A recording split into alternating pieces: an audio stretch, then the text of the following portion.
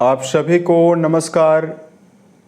दोस्तों, धनु राशि वाले जातकों का इस चैनल पे स्वागत है। इस वीडियो में हम आपको बताने वाले हैं कर्म फलदाता न्याय के देवता शनिदेव अपना नक्षत्र परिवर्तन करने वाले हैं। तो क्या परिणाम धनु राशि वाले जातकों के जीवन में मिलेगा, इस वीडियो में हम आपको यही जानकारी देने वाले हैं। तो देखिए, 3 अक्टूबर 2025 को शनि मीन राशि में मौजूद हैं और मीन राशि में ही मौजूद होकर ये पूर्वा भाद्रपद नक्षत्र में गोचर करने वाले हैं, जहां के आने वाले 20 जनवरी 2026 तक रहेंगे। तो सभी राशि वाले जातकों के जीवन में अलग अलग प्रभाव को भी देने वाले हैं। धनु राशि वाले जातकों के जीवन में शनि का कैसा प्रभाव रहेगा, इस वीडियो में हम आपको यही जानकारी देने वाले हैं।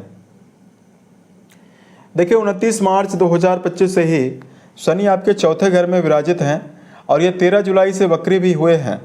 तो चौथे घर में शनिदेव को अच्छा परिणाम देने के लिए नहीं जाना जाता, अशुभ परिणाम शनिदेव देते हैं। अतः धनु राशि वाले जातकों के जीवन में शनि की ढैया भी चल रही है। तो यहाँ पर शनिदेव आपके जीवन में जब नक्षत्र बदलाव करेंगे तो किन मामलों में आपको पॉजिटिविटी देंगे, यही जानकारी हम आपको देंगे। तो देखिए, शनिदेव के बारे में अगर हम आपको जानकारी दें तो सभी नवग्रहों में शनिदेव को कर्म फल दाता का दर्जा मिला हुआ है। कर्मों के अनुसार शनिदेव हर व्यक्ति के जीवन में फल देते हैं और इनकी जो महादशा होती है दर्शकों 19 वर्षों की होती है। साढ़े साती और ढैया भी शनिदेव की ही मानी जाती है, इसमें भी शनिदेव अपना प्रभाव देते हैं। अब देखिए, लोगों के मन में शनिदेव को लेकर बहुत ही नेगेटिव धारणा भी बनी हुई है, लेकिन ऐसी अवस्था बिल्कुल भी नहीं है।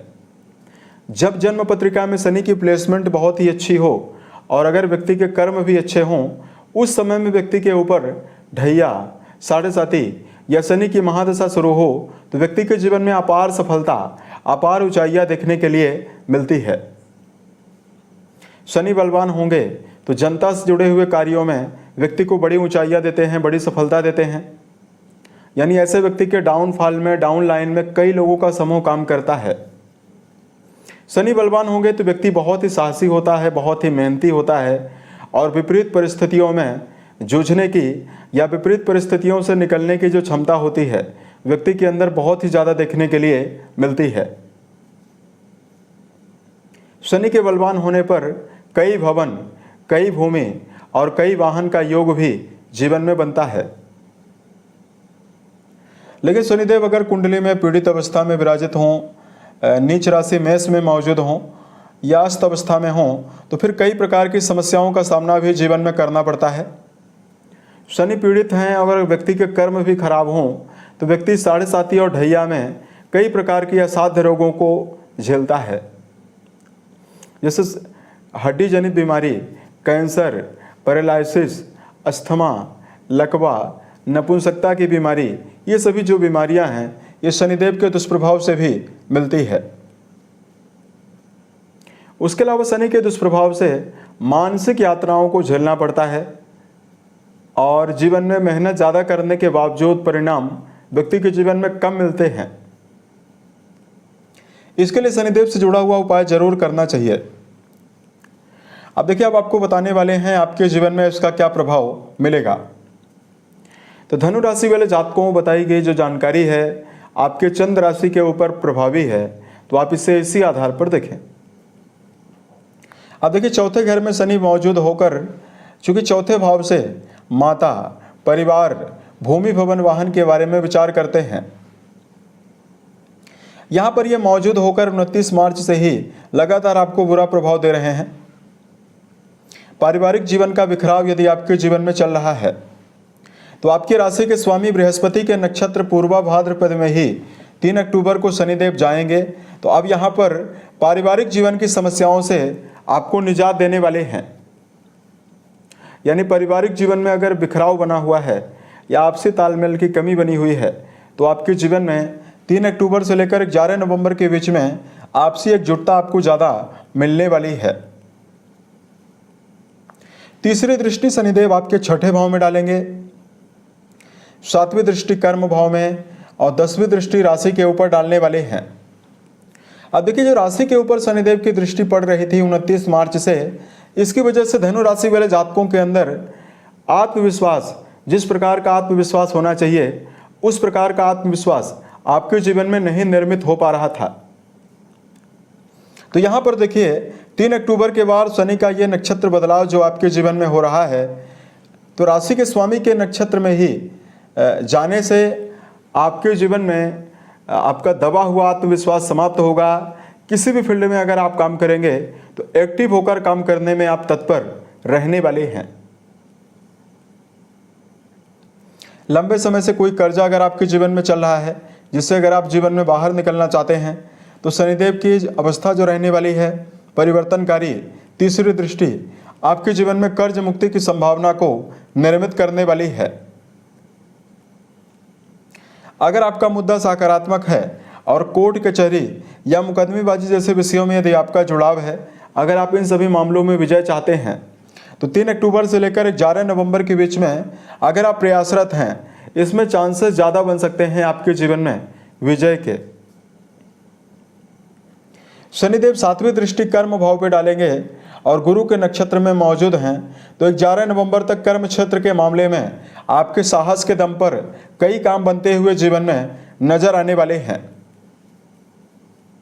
वर्तमान समय में और अगर आप ज्ञान विज्ञान एजुकेशन से जुड़ा हुआ कोई भी काम करते हैं, या वर्तमान समय में जो धनु राशि वाले जातक लोहा, लकड़ी, कोयला, पेट्रोलियम, कंस्ट्रक्शन या वर्तमान समय में भूमि भवन वाहन से जुड़ा हुआ ड्राइवरी का क्षेत्र, ऑटोमोबाइल के सेक्टर में कार्यरत हैं, इन सभी मामलों में आपको कर्म क्षेत्र में विशेष शुभता मिलने वाली है। यहाँ पर देखिए, नवीन कार्य व्यवसाय के अवसर भी अब आपको मिलेंगे। अगर आपके जीवन में कोई भी कार्य व्यवसाय नहीं है, तो यहाँ पर आपके जीवन में नई अपॉर्चुनिटीज कर्म क्षेत्र के मामले में प्राप्त होने की संभावना भी अब आपके जीवन में दिखाई देने वाली है। और धनु राशि वाले जातकों के जीवन में पूर्वा भाद्रपद नक्षत्र में शनिदेव के जाने से जो राशि के ऊपर शनिदेव की दृष्टि पड़ रही थी, वक्री दृष्टि जो लगातार आपको मानसिक तनाव दे रही थी, तो अब आपको मानसिक रूप से ऊर्जा मिलने वाली है। मानसिक समस्याओं से निकलने में भी आपको राहत मिलेगी।